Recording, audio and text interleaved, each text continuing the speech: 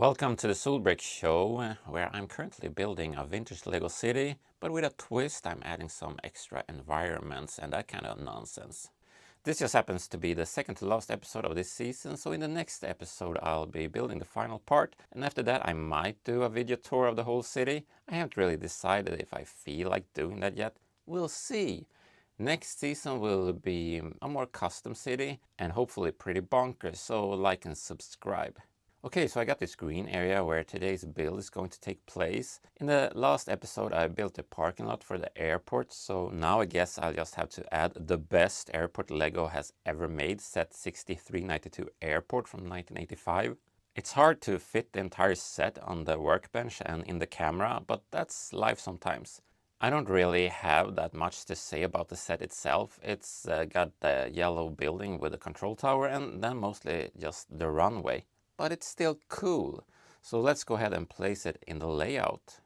Let's add these simple walls so you can't just walk straight onto the airport grounds. That would be illegal. I don't get why this worker is standing here though, so we'll have to remove him. Okay, but there's still an opening here, and that's where we'll put a security checkpoint of sorts. Since the original set didn't have one, I've tried to build it in a similar style to the main building. Yellow walls and a black roof. Looks like a nice place to possibly get a rectal exam. Gloves on, guys. An airport without air is just a port. Okay, so this joke works a little better in Swedish, since airport in a literal translation is fly place. So a fly place without fly is just a place, and that doesn't work either. That's why we have this mighty passenger airplane that came with the set. I really like the red and white color scheme. Instead of just having it sitting on the tarmac, we'll put it on this simple construction that makes it look like it's taking off. Squint with your face for the best effect.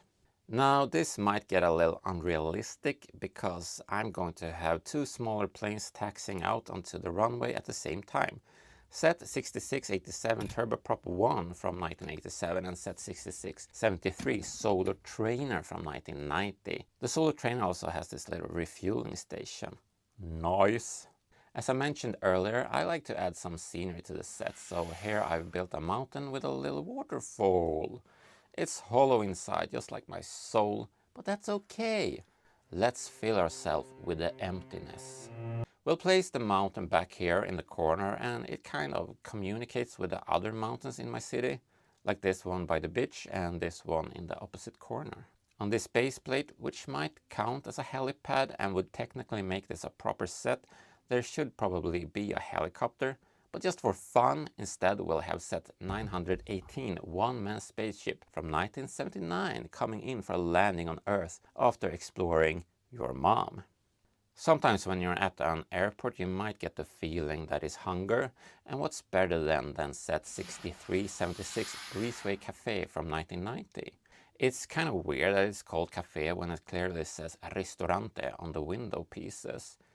I don't actually know what ristorante means since I don't speak Greek. We'll place this ristorante here by the runway since it has a nice view. And if you sit outside you can really enjoy the sound of airplanes. Lovely. Alright, I can't forget the helicopter. It'll be hovering above the restaurant so no one gets to have a good time.